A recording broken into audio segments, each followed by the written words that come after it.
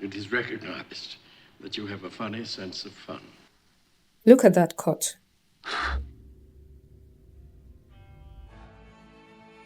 It's got to be the most famous transition in movie history, right? It's just so audacious. In 1 second, David Lean takes us from this tiny, intimate moment, a guy blowing out a match, to the massive, unforgiving reality of the desert. And honestly, that's kind of the whole story of Lawrence of Arabia. Every scene is a picture.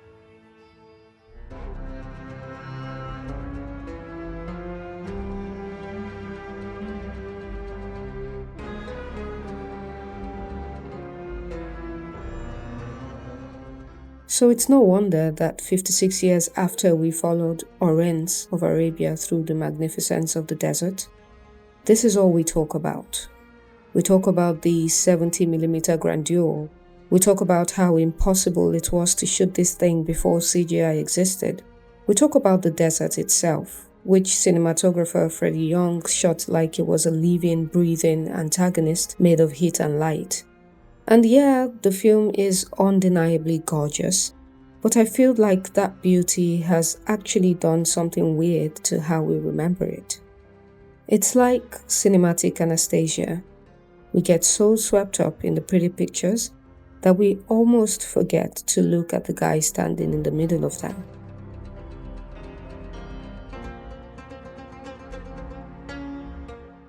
Because if you look past the dunes, what you find is a tragedy. Mr. Lawrence? Yes? Not a tragedy of a victim, but that of a victor. And the key to unlocking this tragedy starts right here, with this match. Oh! It damn well hurts. Certainly it hurts. Well, what's the trick then?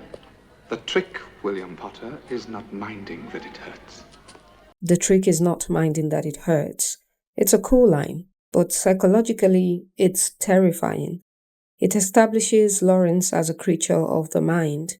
He believes with a kind of pathological optimism that his will can override physical reality. He believes he can turn off his own biology. And for the first half of this film, let's call that the rise of the pyramid, the universe actually lets him get away with it. When he enters the desert, he treats it like a concept, not a place. He gives his revolver to his guide, Tafas, in a gesture of naive, idealistic trust. And what happens? The desert hits back. Tafas! Tafas is killed by Sharif Ali for drinking from the wrong well. Lawrence is horrified. None of my friends is a murderer. He rejects Ali's help because his moral idealism, his mind, cannot accept the brutal, pragmatic reality of the desert. Have you no fear, English? My fear is my concern. He'd rather wander alone and die than compromise his high-minded ethics. He is singing a show tune, gambling against the house. I'm the man who broke the bank at Monte Carlo. Convinced he can make his own luck. And the crazy thing is, he does. There is the railway. And that is the desert. This is the ascent, the crossing of the Nefud. Ali tells him it's impossible. The Nefud cannot be crossed. And Lawrence just looks at him and says, I'll cross it if you will. He isn't operating on logic here. He's operating on the belief that he is the author of his own reality. There's no time to waste then, is there?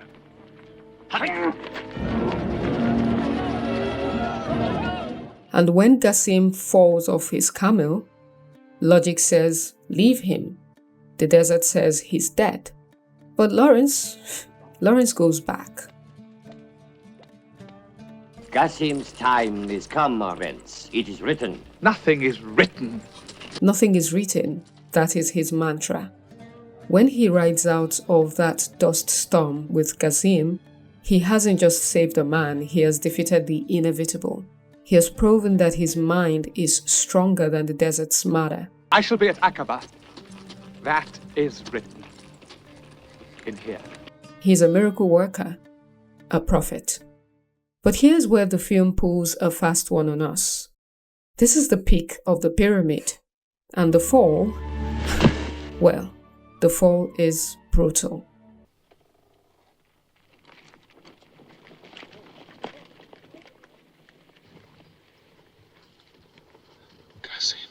The irony is Greek in its cruelty.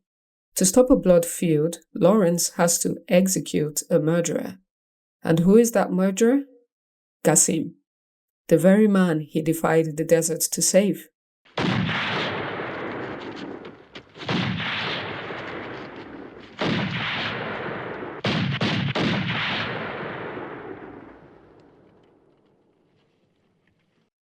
Later, he confesses I enjoyed it. the horror of bloodshed he claimed to have earlier is cracking. His identity is fracturing.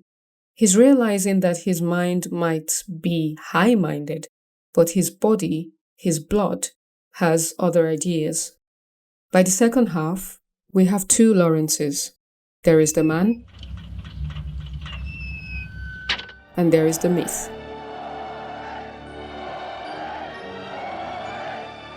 The simulacrum. The journalist Jackson Bentley shows up to package Lawrence for mass consumption. Yes, sir, that's my baby. And Lawrence falls in love with his own reflection. He starts believing his own press. He thinks he is invincible. They can only kill me with a golden bullet. This is hubris, pure and simple. And hubris always demands a price. Can you pass for an Arab in an Arab town? Yes, if one of you would lend me some dirty clothes. He walks into Dara thinking he is invisible. He thinks he can walk on water. But the desert is done playing along. I want to bring in the philosopher Elaine Scarry here. In her book, The Body in Pain, she argues that intense physical pain is world-destroying. It obliterates language. It obliterates the self and reduces a human being to nothing but flesh. That is what happens at Dara. The trick of not minding that it hurts stops working. The mind cannot triumph here. He is beaten, humiliated, and broken down to beast level. The citadel of his integrity is breached. When he emerges, the golden boy is gone. Can you not learn? Oh, I've learned, all right. He looks at his skin and says, That's me, and there's nothing I can do about it. biological determinism has won. And this is where our hero, Lawrence, becomes a monster. He returns to the desert, but the idealism is dead. When they ambush the Turkish column, he doesn't seek justice. He seeks slaughter. No prisoners! It's the part of the film I found most terrifying, because we're watching a man try to fill the void inside him with blood. He wants to silence the trauma of Dara by inflicting it on others. Look at this shot. He looks at his reflection in the knife. Earlier in the film, he looked into a knife and saw a hero. Now he sees a monster. Bentley arrives to take a photo, but the myth has curdled. The Prince of Mecca is just a butcher in dirty clothes. Oh, you rotten man. Here, let me take your rotten, bloody picture. It's actually impossible for me to watch this arc without thinking of another young man who stared at a desert horizon, dreaming of adventure. Star Wars owes a massive visual debt to Lawrence of Arabia, but I think the connection goes deeper than just the white robes and sand dunes. Lawrence is essentially the Luke Skywalker who fell. Both characters possess this pathological optimism, this belief that they are made for more, that they can save everyone, that they can defy the odds. Luke rushes to Cloud City to save his friends despite Yoda telling him it's impossible, just as Lawrence rushes into the Nefud. But where Luke eventually learns humility, accepting that he cannot control everything, Lawrence and Anakin Skywalker succumb to the temptation of control. They both want to impose their will on the galaxy. Anakin wants to stop people from dying, and Lawrence wants to rewrite fate. The tragedy of Lawrence and Vader is that this desire to be a savior, when unchecked by humility, inevitably leads to the dark side. You start by wanting to save the world, and you end up thinking you are the world. And when the world disappoints you, you punish it. Why don't you take a picture? By the end, Lawrence is a ghost. He has won the war, he has taken Damascus, but he has lost his soul. I pray that I may never see the desert again. Hear me, God. He sits in that car, leaving the desert he once loved, praying to never see it again. He is neither English nor Arab. He is homeless. The beauty of the film is a mirage. It tempts us in, only to reveal the brutal, dry reality underneath. He is your friend. Your hand away. You love him. No, I fear him. Then why do you weep? So when we watch that match cut now, we shouldn't just see a cool editing trick. We should see a warning. It's a warning about the seductive danger of believing we can blow out the reality of the world like it's a candle flame. We focus on the beauty of the film because looking at the tragedy is too uncomfortable. But true cinema, like true history, forces us to look at both.